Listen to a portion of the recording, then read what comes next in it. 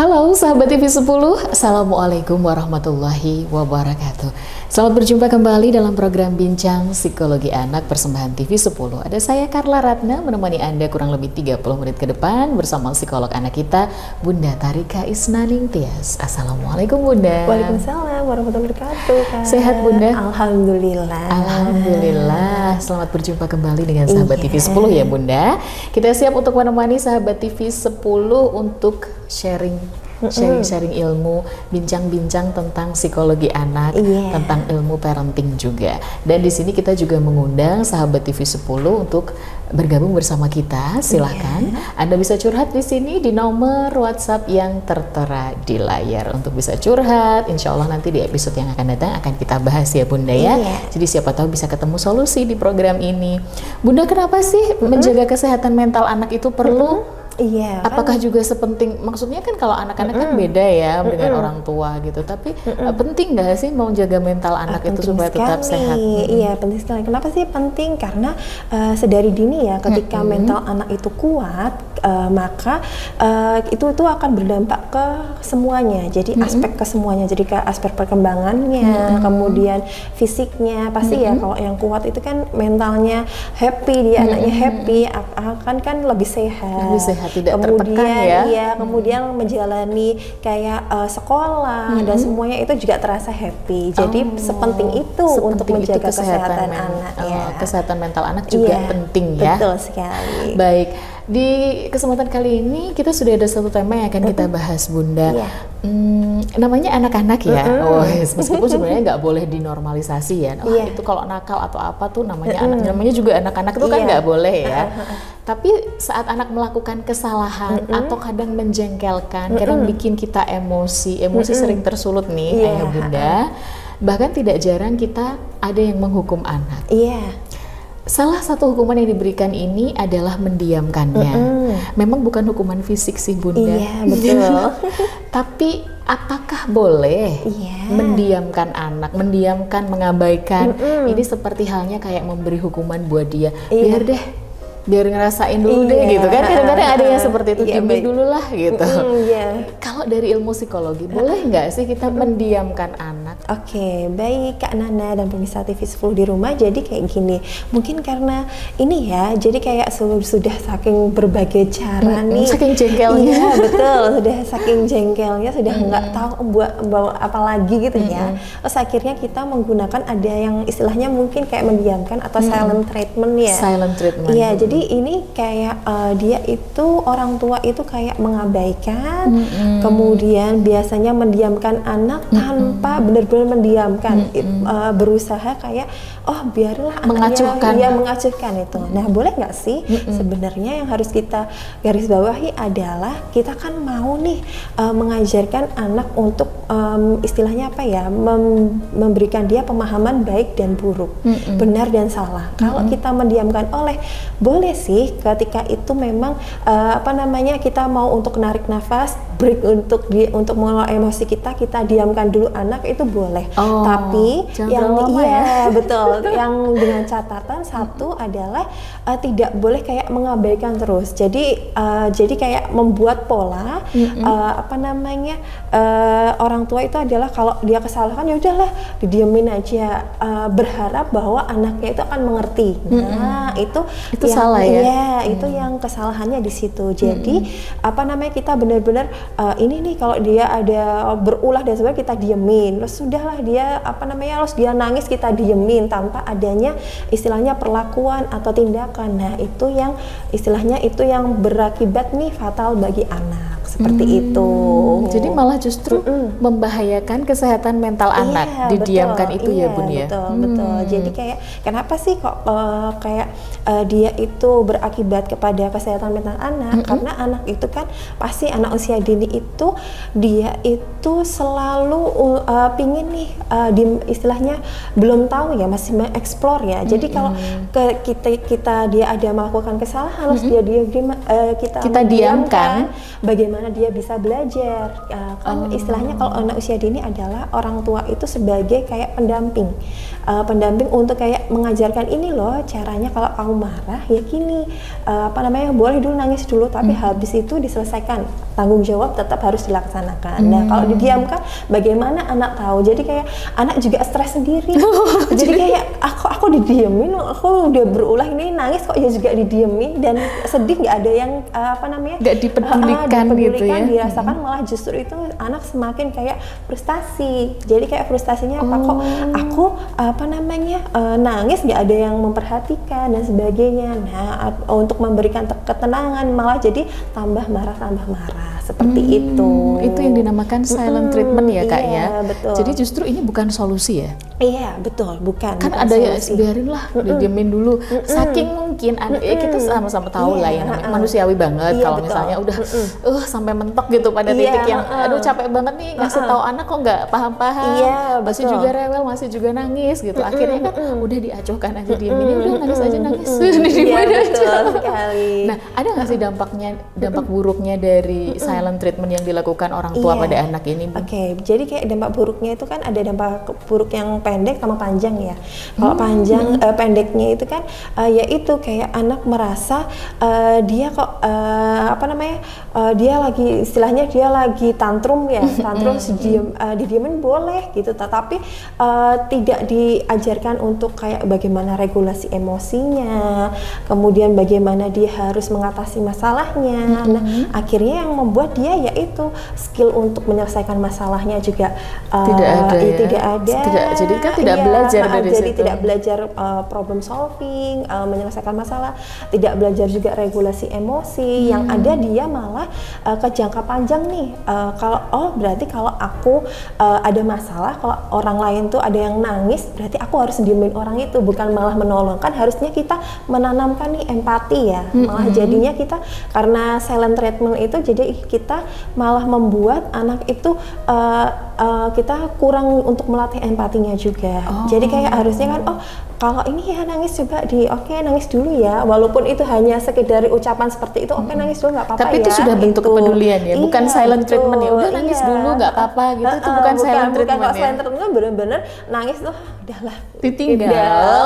Kemudian kemudian diem aja, terus habis itu benar-benar ada masalah dia tidak orang tua tidak turun tangan untuk menyelesaikan, cuman diem, udahlah mengabaikan terserah anaknya, kamu aja. mau Anak apa kan ya bener ya frustasi ya, dia nggak tahu mau gimana. Betul bener sih.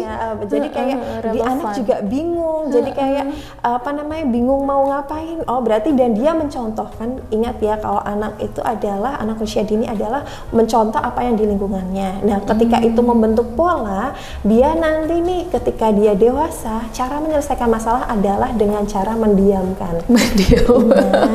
Repot juga ini ya. Iya betul dampaknya. sekali. Jadi ada dampak jangka pendek dan juga dampak jangka panjangnya. Iya betul. Yang jangka panjang akhirnya dia meniru pola yang seperti itu ya, tidak menyelesaikan masalah tapi justru diem-dieman. Iya betul. Dan juga kayak membentuk juga nih antara komunikasi. Jadi kan komunikasi itu kan jadi malah harusnya komunikasi kan bisa nih terbentuk ketika itu kita anak dekat dengan orang tua. Nah ketika itu anak merasa nih kok didiemin aja, malah justru kita juga komunikasi kita kan juga ini sama anak jadi kurang hangat kan ya.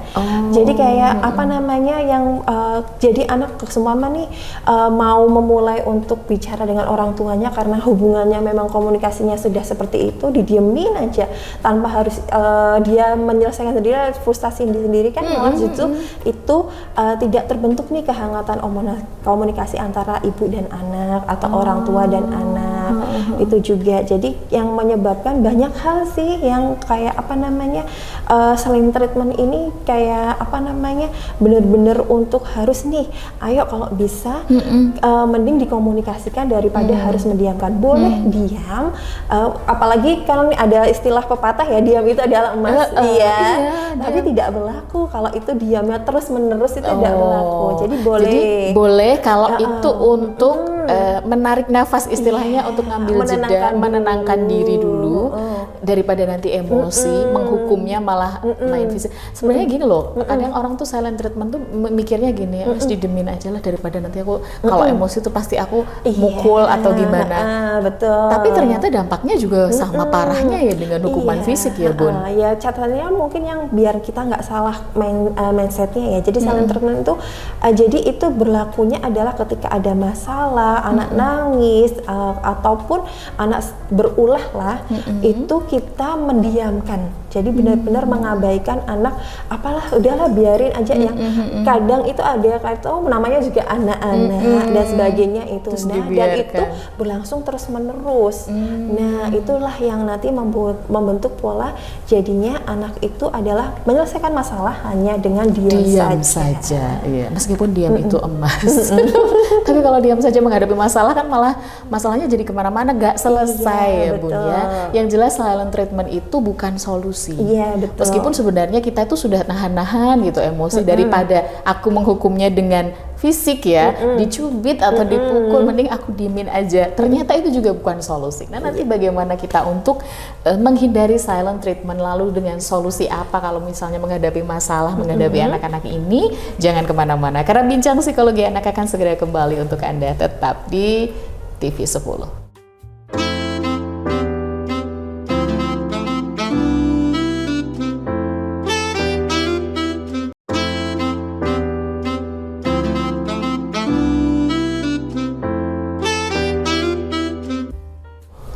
Anda masih bersama kami di Bincang Psikologi Anak persembahan TV 10. Kita berada di studio TV 10 saat ini. Ada saya Carla Ratna bersama psikolog anak kita Bunda Tarika Isnaning Tias. Nah, Bunda kita tadi bicara tentang silent treatment ya Bunda.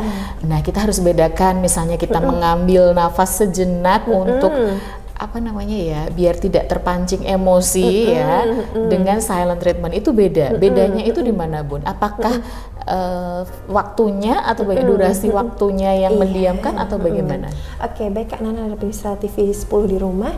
Jadi yang membedakan itu silent treatment dengan kita diam sejenak untuk kayak meregulasi emosi kita, itu beda ya. Jadi kalau silent treatment itu lebih ke itu adalah pola yang dibentuk oleh orang tua. Jadi kayak apapun yang dilakukan anak, mau anaknya lagi menunjuk ini loh mama, apa namanya, aku bisa gambar ini, dia diem aja, atau dia berulah juga diem aja. Jadi kayak tidak ada ekspresi yang menunjukkan untuk atau mengapresiasi atau membantu anak menyelesaikan masalah. Itu benar-benar dia diem. Jadi kalau apalagi kalau ada, biasanya sih ini terjadi kalau ada masalah ya, anak sudah nangis dan sebagainya. Oke, boleh sih kalau kita diam, boleh untuk menarik nafas, untuk kayak mengatur emosi kita. Tapi habis itu kita harus nih yang namanya apa, kayak memberitahu dek caranya gini ya. Ada yang kita harus mendampingi dek, harus ngajarkan juga ke anak. Tapi kalau silent treatment itu benar-benar tanpa diajarin, dia diabaikan, kemudian kita tidak memberikan kehangatan apresiasi atau gitu. Apresiasi. Nah, itu yang namanya silent treatment. Itu. Jadi beda ya. Beda. Artinya boleh ya kita mendiamkan sejenak gitu. Misalnya kita kan juga butuh untuk apa namanya, merilis stres sendiri. Iya, betul. Karena ngadepin mungkin tingkah polanya anak gitu yang lagi betul. masa aktif-aktifnya apalagi. Jadi daripada kebawa emosi ya. Jadi seperti yang disampaikan Bunda Tarika bahwa tujuannya mungkin awalnya tuh pengen menghukum anak, biarlah diabaikan gitu ya. Yang penting aku nggak mukul tapi didiemin, yang kena mentalnya anak ya. Ternyata sama juga. Nah, bagaimana ini Bunda kita untuk bisa menghindari silent treatment yang kita lakukan pada anak ini? Iya, oke, baik.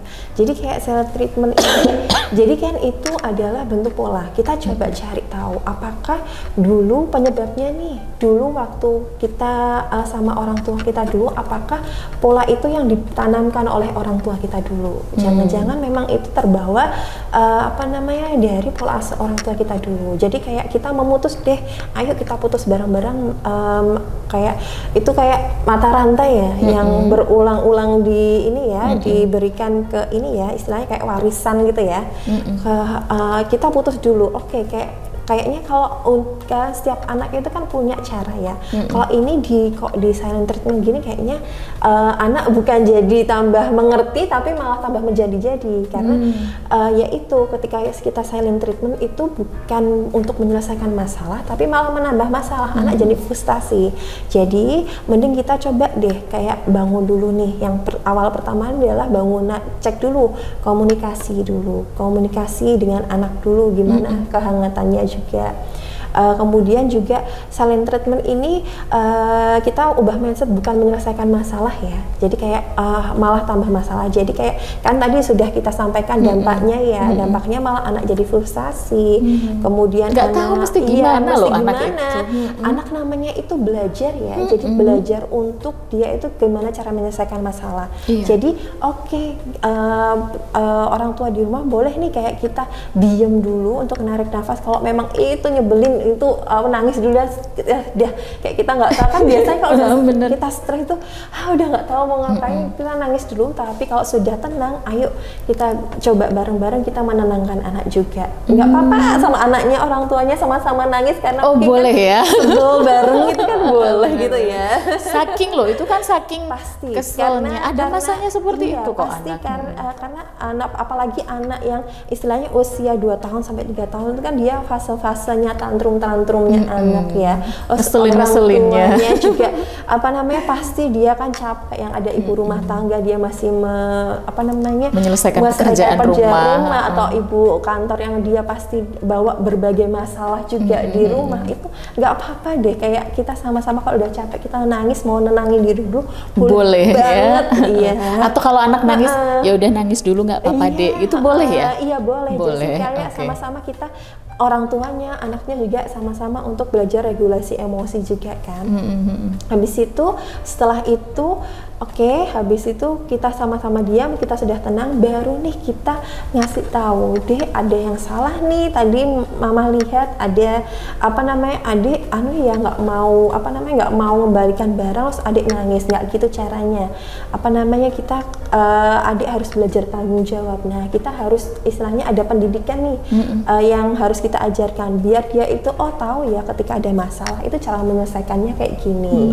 Terus kalau dia mukul temennya, terus kadang kan kalau kita ada nih dia mukul temennya karena kita silent treatment kok itu karena sudah berulang kali ya. Nah itu malah justru kan membentuk pola anak. Iya jadi sih, kalau didiemin kan memukul. Jadi kalau aku kalau marah boleh nih mukul temenku. Nah itu kan kalau jangka panjangnya ketika kita mendiamkan anak seperti itu, jangka panjangnya adalah cara menyelesaikan masalah ya dengan pukulan. Nah jadi kayak kita tetap nih yang perlu digarisbawahi adalah tetap menerapkan aturan. Jadi kayak kita perlu mengkomunikasikan kepada anak bahwa ada hal nih yang boleh, ada yang tidak boleh. Jadi mendiamkan diri boleh, mendiamkan anak selama untuk kita menenangkan diri boleh, tapi mendiamkan anak untuk terus menerus dan tidak menyelesaikan masalah itu yang kita harus hindari. Seperti itu Kak Nana. Jadi perbaiki komunikasi itu ya kuncinya ya Bunda ya.